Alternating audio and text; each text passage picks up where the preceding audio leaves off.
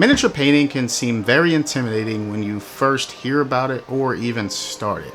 In this episode, I'm going to take you through my steps of finding the files online, printing them, cleaning them, prepping them, priming them, and of course, eventually painting them. So let's get started.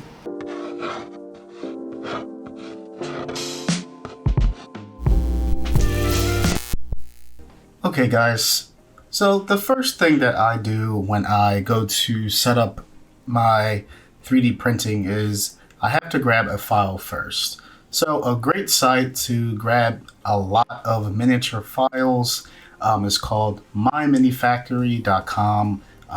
Really popular site. You can type in what you're looking for. Let's just do a quick example. I'm going to print out, I already printed out all of these, but let's just print out this guy. I wanted to reprint him anyway, because I wanted to make him a little bigger. So what you would do is you would go here, click download. Obviously it would download to your computer. And then after that, you want to get something called a slicer. So I am going to use CheetahBox, which is a slicer for 3D printing.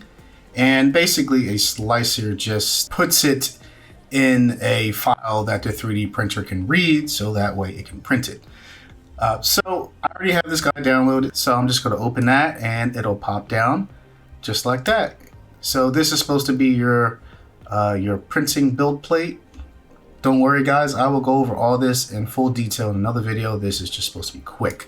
Okay, so now I just went and put some supports on these. I added in a base because I actually want a base for him.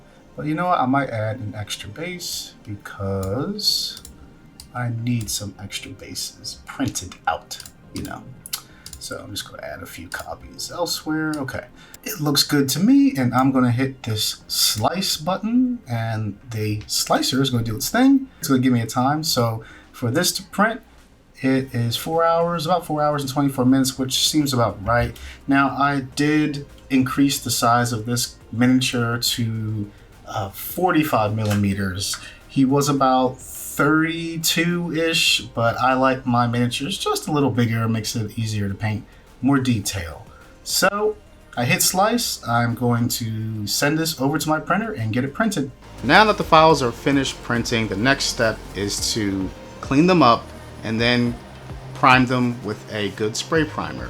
Now, technically you can use any spray primer out there.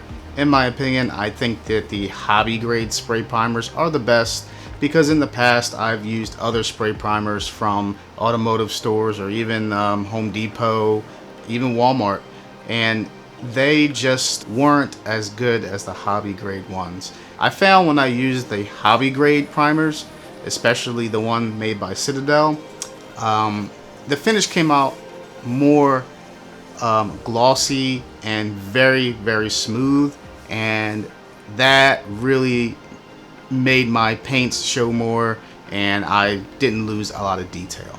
If you guys want a recommendation for a good primer to start out with, I really recommend the Citadel Chaos Black Primer.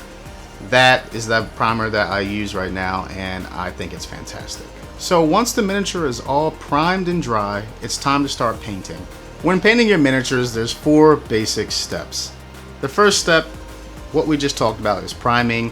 This really just helps your paints adhere better to the surface to give you a better looking or cleaner finish. The second step, base coating.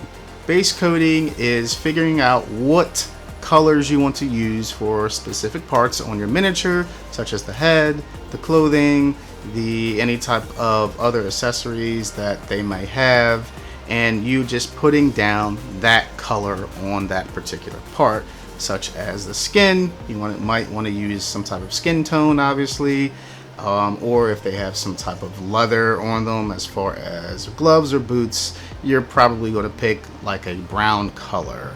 The third step is usually some type of shadowing.